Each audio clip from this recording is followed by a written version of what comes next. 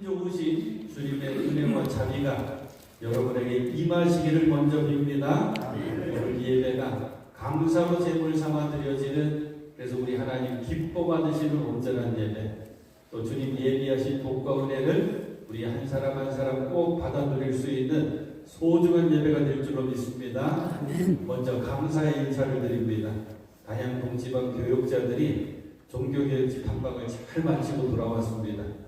11박 12일의 긴 여정이었거든요. 여러분들의 기도와 사랑으로 특별히 주님의 은혜 가운데 한 분도 아프신 분 없이 모든 일정 차질 없이 잘 마치고 돌아왔습니다. 다시 한번 감사드립니다. 오늘 말씀의 제목은 주님의 마음입니다. 5절 말씀이 가장 중요해요. 여러분 안에 이 마음을 품으십시오. 그것은 또 그리스도 예수의 마음이기도 합니다.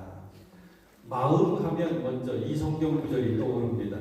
잠언 4장 23절 말씀, 그 무엇보다도 너는 내 마음을 지켜라. 그 마음이 바로 생명의 근원이기 때문이다. 우리 주보를 보게 되면 가장 겉표지에 예수님을 닮아가는 그리스도인의 공동체하고 크게 인쇄가 되어 있습니다. 그렇죠. 매포교의 성도들인 우리들은 나가는 성도의 삶을 살아내야만 합니다. 이게 신앙생활입니다. 왜냐하면 예수님의 마음을 품고 예수님을 닮으려고 애쓰다 보면 자연스럽게 나의 마음과 행동이 예수님의 말씀과 행동을 닮아가게 됩니다. 오늘 우리는 빌립보서를 펼쳐주었죠. 잠깐 빌립보서 공부를 해보겠습니다. 빌립보서는 사도 바울이 빌립보 교인들에게 보낸 편지 서신입니다. 로마 감옥에 있을 때 바울은 에베소서와 골로새서와 빌레몬서와 그리고 빌립보서를 기록해서 에베소에, 골로새, 그리고 빌레몬에게, 그리고 빌립보에 편지를 전달합니다. 그래서 이 네 편의 서신을 옥중서신이라고 부르고, 특별히 빌립보서에는 아주 멋진 별명, 기쁨의 서신이라고 하는 별명이 붙여져 있습니다. 기뻐하라고 하는 말씀이 많이 나오거든요. 빌립보 교회는 사도 바울에게는 잊을 수 없는 경험이 있는 교회였습니다. 빌립보 교회는 교회 역사를 통해서는 유럽 땅에 가장 먼저 세워진 교회입니다. 사도행전 16장에 이 빌립보 교회 얘기가 쭉 나와 있는데 대충 이런 내용입니다. 사도 바울은 지금의 투르키에라고 이름을 바꿨죠. 터키 지역에 있는 소아시아 지역의 복음을 전하고 싶어 했습니다. 이렇게 저렇게 몸부림치면서 애쓰는데 자꾸 길이 막힙니다. 그 가운데 하나님께서는 사도 바울에게 환상을 보여주시거든요. 환상 속에서 마케도니아 사람 하나가 나타나서 바울 곁에 서서 이렇게 부탁을 합니다. 여기 마케도니아로 건너와서 우리를 도와주십시오. 이 환상을 통해서 사도 바울은 하나님의 뜻과 계획을 분명히 알게 됐습니다. 사도 바울은 하나님의 뜻과 계획을 알게 되면 거침이 없거든요. 바로 순종합니다. 그래서 지중해를 건너서 마게도니아지만 유럽 땅이에요. 첫 번째 성이 되는 빌립보에 도착합니다. 안식일에 어디에서 기도할 수 있을까 기도할 곳을 찾다가 강변에서 여인들을 만났죠. 그 여인들 가운데 루디아라고 하는 여인을 만나게 되고 하나님께서 루디아에게 은혜를 베풀어 주시고 복음이 루디아의 마음에 들어가서 루디아의 집에서 빌립보 교회가 시작이 됩니다. 그렇게 시작된 빌립보 교회의 여러 가지 일 가운데는 사도 바울이 겪었던 어려운 일도 있었습니다. 고난도 있었습니다. 한 번은 귀신에 들려서 점을 치면서 돈을 많이 벌어다 주는 여종이 있었거든요. 이 여종이 주님을 만납니다. 바울을 통해서. 그러니까 이제는 더 이상 점을 치지 않죠. 그렇게 되니까 이 종의 주인들이 바울과 바울의 동역자 신라를 끌어다가 바람들에게 고발을 합니다. 이 사람들 바로 바울과 신라거든요. 이 도시, 이 빌립보라고 하는 도시를 소란스럽게 합니다. 로마 시민인 우리들이 받아들일 수 없고 실천할 수 없는 부당한 풍속을 자꾸 전하려고 합니다. 바울과 신라가 어떻게 됐어요? 옷이 찢겨지고 벗겨집니다. 그리고 매질을 심하게 당합니다. 발에는 쇠사슬을 착고에 매이게 되고 감옥에 쳐넣어지게 됩니다. 그 깊은 감옥에서 그 밤에 바울과 실라는 기도하며 찬양을 하죠. 기도하고 찬양하는 가운데 그 땅에 지진이 나고 감옥의 터가 흔들리고 발에 묶였던 착고가 풀어지고 간수가 깜짝 놀라 일어납니다. 그리고 스스로 목숨을 끊으려고 합니다. 왜냐하면 당시에 로마법으로 간수가 죄수를 지켜야만 하는데 죄수가 탈옥을 하게 되면 간수는 사형에 처하게 됩니다. 이왕 죽을 것 스스로 죽자면서 이렇게 목숨을 끊으려 할 때 바울이 외치죠. 스스로 해치지 마십시오.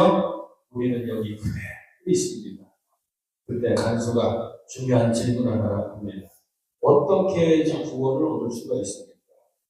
그때 바울이 한 대답이 유명하죠. 주 예수를 믿으십시오. 그리하면 그대와 그대의 집안이 구원을 얻을 것입니다. 여러 군데 이 액자에만 있어야죠. 주 예수를 믿으라. 그리하면 너와 내 집이 구원을 얻으리라. 그 말씀입니다.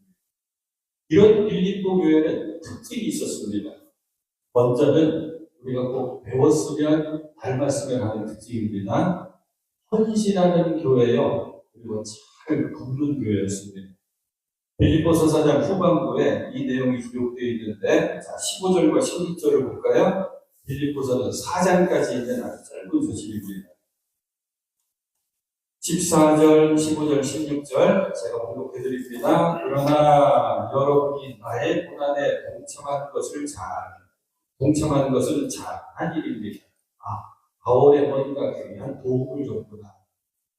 자, 빌립보 교회 여러분도 아는 바와 같이 내가 복음을 전파하던 초기에 마게도니아를 떠날 때에 주고받은 일로 나에게 협력한 교회는 여러분밖에 없습니다. 내가 데살로니가에 있을 때에도 여러분은 내게 쓸 것을 몇 번 보내주었습니다. 바울이 사역하는데 이 빌립보 교회 성도들이 어디를 가든지 지금 로마 감옥에 갇혀 있잖아요. 그럴 때에도 속에서 도움을 줬구나. 헌신을 했구나. 사랑하는 여러분, 우리 멜포교회도 사랑과 관심을 가지고 헌신하고 잘 돕는 교회가 될 수 있기를 소망합니다. 사도 바울은 이 헌신을 뭐라고 해야 돼요? 선물이라고 표현하고 유익한 열매라고 표현하고 아름다운 향기라고 표현했습니다. 우리 멜포교회가 이런 유익한 열매, 아름다운 향기가 많은 교회가 될 수 있기를 소망합니다. 또 다른 특징 하나가 있습니다. 이건 배우면 안 됩니다. 빌립보 교회는 갈등도 있었고 다툼이 있었습니다. 4장 2절 한번 볼까요? 4장 2절에 보니까 나는 유오디아에게 권면하고 순두개에게도 권면합니다. 주님 안에서 같은 마음을 품으십시오. 주님 안에서 같은 마음을 품으십시오. 어떤 뜻이죠? 두 사람이 지금 같은 마음이 한 마음이 되지 못하는 거예요. 갈등이 있고 다툼이 있었던 것입니다. 이 두 명의 이름이 있죠. 유오디아, 순두개. 우리는 이들이 누군지 알 수가 없는데 학자들의 연구를 빌려보면 명인의 이름입니다. 명인들의 이름. 남성 이름이 아니라 여성의 이름입니다. 그러니까 빌립보 교회에 이 헌신을 잘하는 교회에 뛰어난 여성 리더 두 명이 있었는데 둘이 마음이 맞지가 않습니다. 그 다툼과 그리고 갈등이 있었던 것이죠. 자, 그래서 이 빌립보 교회 형편을 잘 알고 있었던 사도 바울이 몇 가지의 권면을 합니다. 권면을 통해서 우리들은 주님의 마음을 품기 위해서는 이런 준비를 해야 되는구나. 그것을 기억하면서 말씀을 들었으면 좋겠습니다. 첫 번째 준비할 것, 여러분은 같은 생각, 같은 사랑으로 뜻을 합하고 한 마음이 되십시오. 줄여볼게요. 여러분들은 한 마음이 되셔야지 주님의 마음을 꼭 품을 수가 있습니다. 이 권면을 먼저 합니다. 1절과 2절입니다. 다시 2장으로 돌아와서 1절과 2절.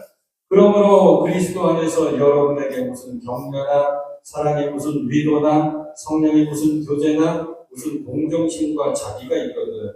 줄여볼게요. 여러분들이 신앙생활을 열심히 한다면, 여러분들이 신앙생활을 뜨겁게 한다면, 그렇다면 여러분은 같은 생각을 품고 같은 사랑을 가지고 뜻을 합하여 한 마음이 되어서 내 기쁨이 넘치게 해주십시오. 여러분들이 한 마음이 된다면 나는 더 기쁘겠습니다.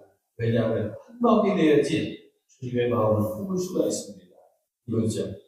자, 한 마음이 되는 게 쉬울까요? 어려울까요? 여기 지금 우리 100여 명이 앉아있단 말이에요. 한 마음이 되는 게 쉬울까요? 어려울까요? 조금 더 정확하게 말하면 잠깐만 실험 한번 해볼게요. 한마음 게임이라는 게임이 있어요. 간단합니다. 그래서 따라서 하시면 돼요. 제가 뭐 하고 하나 둘 셋 하면 여러분들 좋은 거를 딱 외치시면 돼요. 첫 번째입니다. 짜장면 짬뽕 하나 둘 셋. 저는 짜장면이에요. 하나 더. 사이다 콜라 하나 둘 셋. 콜라. 마지막 하나만 더 해볼게요. 사과 배 하나 둘 셋. 배. 안 맞죠? 이 웃으면서 할 수 있는 이야기지만 사람이 한마음 된다는 거 그거 불가능합니다. 왜? 성격 다르죠. 경험 다르죠. 취향이 다르죠. 생각 다르죠. 보였습니다. 그런데 성격은 한마음이 되는 거 우리에게 알려줍니다.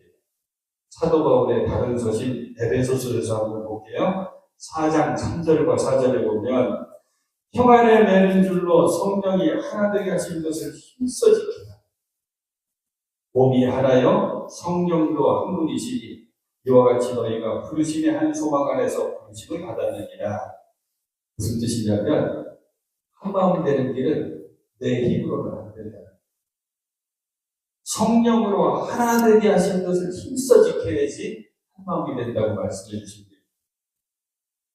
성령이 묶어주시는 이 또 다른 표현으로 성령 충만해야지 우리는 하나가 될 수가 있습니다. 저도 성령 충만, 여러분들도 성령 충만, 우리 아이들까지도 성령 충만해야지 우리는 하나가 될 수가 있습니다. 자, 이렇게 성령으로, 내일이 아니라 성령으로 같은 생각, 같은 사람, 뜻을 합하고 한 마음이 돼서 준비를 딱 마쳤다면 이제는 주님의 마음을 품게 해서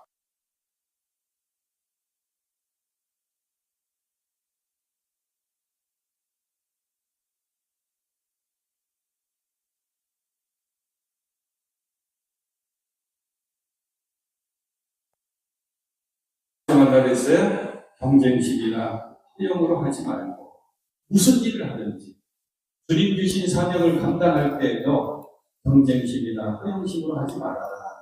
이 하지 말고 우스갯소리 있잖아요. 그런데 또 끄끄한 우스갯소리. 시장통에서 사람들이 뭔지 둘이 막 싸웠대. 버스 안에서 지하철에서 두 사람이 뭔지 막 싸웠대. 그랬더니 옆에 한 사람이 벌떡 일어나서 하는 말이 왜 이렇게 큰 소리로 싸우냐고 조용히 하라고 싸우지 말라고 여기가 교회인 줄 아냐고 그런다잖아요. 어떤 목사님은 그러더라고요.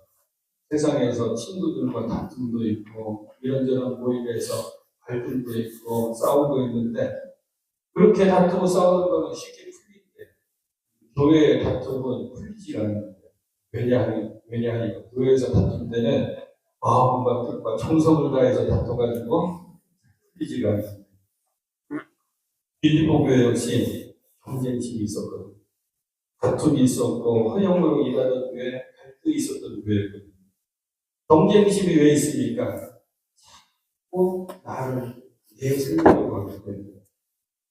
허영이 왜 생기죠? 자꾸 자신을 높이려고 하기 때문에. 경쟁심과 허영은 하나가 안 되니까 하나. 교만입니다. 내가 높아지려고 하는 마음, 그 교만 때문에 다 일어나는 거지.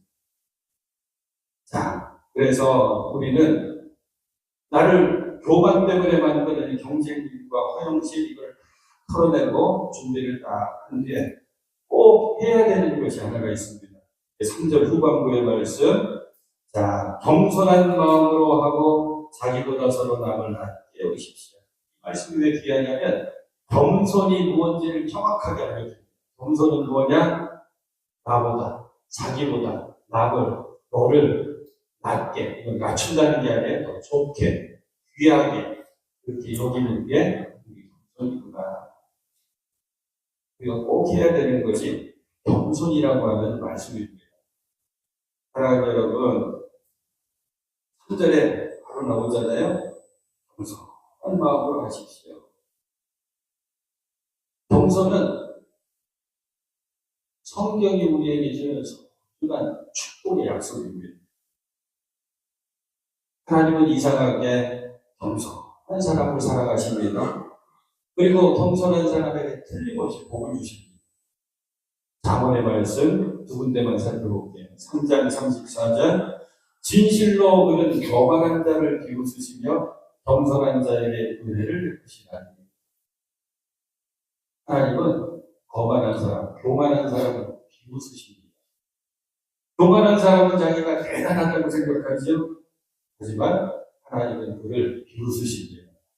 그리고 분명히 겸손한 사람에게 은혜를 주십니다. 잠언 15장 33절 후반부 겸손은 존귀의 길잡이이다. 누구든지 존귀해지고 싶거든요. 귀하게 여김받고 싶습니다. 그렇다면 겸손해지십시오. 나를 낮추고 남을 나보다 낮게 여기십시오. 그래야면 하나님께서 존귀하게 만들어주십니다. 이것이 진정 높여주신 일입니다. 이것이 진정 존귀함입니다. 예수님은 우리에게 더 정확히 말씀해 주세요.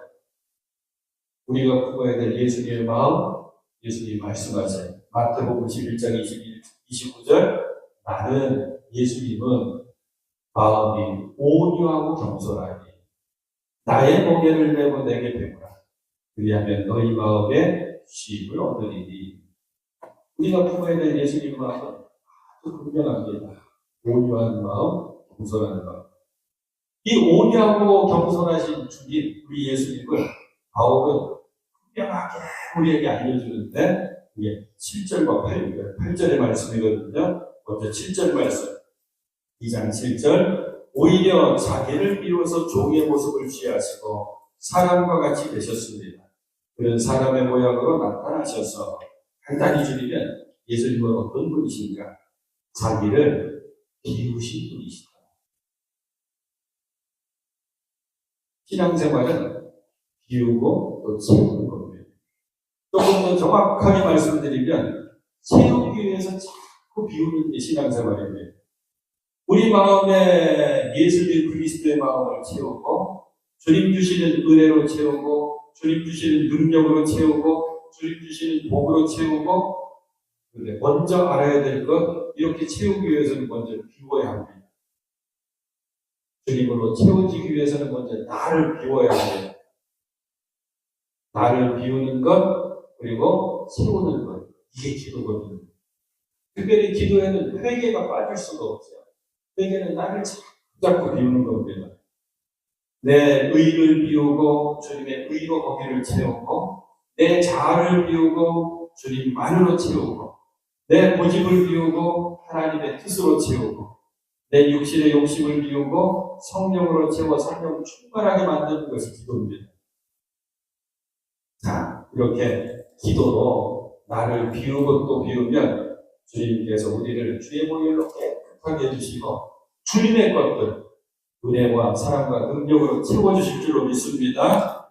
이렇게 비우신 예수님 이제는 예수님 자기를 낮추십니다. 8절 말씀 자기를 낮추시고 죽기까지 순종하셨으니 곧 십자가에 죽기까지 하셨습니다. 자기를 비우신 예수님 이제 자기를 낮추십니다. 십자가를 예수님께서 자기를 낮추신 자리라고 사도 바울이 우리에게 알려주는 거죠. 그런데 우리는 왜 자꾸 높아지려고 합니까? 자기가 높임을 받지 못하면 견디지 못하는 사람들이 있습니다. 왜? 하나님의 원리, 성경의 원리를 알지 못해서. 예수님 말씀하시잖아요. 마태복음 23장 12절 누구든지 자기를 높이는 자는 낮아지고 누구든지 자기를 낮추는 자는 높아지리라. 이번 여행은 독일로 들어가서 독일을 쭉 다닌 뒤에 독일은 종교 개혁지에 여러 중요한 성지가 있습니다. 경치가 아름다운 오스트리아를 거쳐가지고 이탈리아로 좀 넘어오는 게 이번 여정이었거든요. 가는 곳마다 성당을 방문합니다. 교회를 방문합니다. 나중에 여기가 어딘지 저기가 어딘지 모를 정도로 많은 성당을 봤어요. 그 가운데 인상에 남는 성당, 어마어마한 성당인데 그 성당 입구 옆에 조그만 문 하나를 만들었어요. 사람들이 지나다니는 큰 현관도 있지만 일부러 그 옆에 조그만 문 하나를 만들었어요. 그 문은 무릎 꿇고 무릎으로 기어 들어가지 않으면 들어갈 수가 없습니다. 왜요? 정말 나를 낮추고 낮춰야지 주님께 가까이 나갈 수가 있습니다. 이렇게 낮추고 낮추는 주님 닮은 겸손한 여러분들 꼭 되실 수 있기를 축복합니다. 이제 마지막으로 이렇게 나를 비우고 주님의 마음을 품으면서 주님의 마음이 온유와 특별히 겸손을 품은 성도들의 특징 하나가 있습니다. 이게 4절입니다. 4절 말씀. 여러분은 자기 일만 돌보지 말고 서로 다른 사람들의 일도 돌보아 주십시오. 오늘 제가 줄여봤어요. 한 단어가 딱 떠올라요. 배려. 배려구나. 배려는 나에 대한 배려도 있어요. 내 생각도 아닌 거 배려입니다. 하지만 다른 사람들의 입장에서 생각하는 게 배려거든요. 그래서 배려를 또 다른 말로 이렇게 표현했더라고요. 사람을 움직이는 따뜻한 마음이 배려입니다. 제가 이 분간에 가끔은 읽거나 보거나 듣거나 하는 글 가운데 배려랑 관계에 있는 짧은 글 하나 소개해드릴게요. 보석상 얘기인데 어느 집에 큰 어려움이 닥쳤습니다. 가장이 갑자기 질병으로 세상을 떠났어요. 가난할 수밖에 없어요. 어머니와 딸이 둘이 삶을 살아가야 됩니다. 어떻게 살까? 전전긍긍하다가 집에 있는 물건 하나씩 다 팔아서 생계를 이어갑니다. 이제 소중히 간직하고 있던 한 가지 물건이 있었어요. 할머니로부터 계속 내려왔던 보석이 박힌 금목걸이가 있었습니다. 보석 목걸이. 어머니가 큰 결심을 하고 딸에게 보석 목걸이를 꺼내가지고 보석상에 가서 팔아가지고 우리 생활을 하자. 살모노라라고 친구를 보냈습니다. 눈물을 훔치면서 그 딸이 때로 내려온 그 보석 목걸이를 갖고 보석상을 찾아갑니다. 이게 얼마나 값어치가 있는지 감정을 해주시고 그걸 팔았으면 좋겠습니다. 얼마를 줄 수 있겠습니까? 보석상이 감정을 주고 하더니 뭐라고 얘기해요?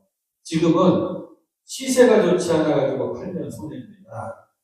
그러지 말고 나중에 시세가 좋을 때 파십시오. 대신에 얼마 나가신데 우리 가게에서 일할 수 있겠어.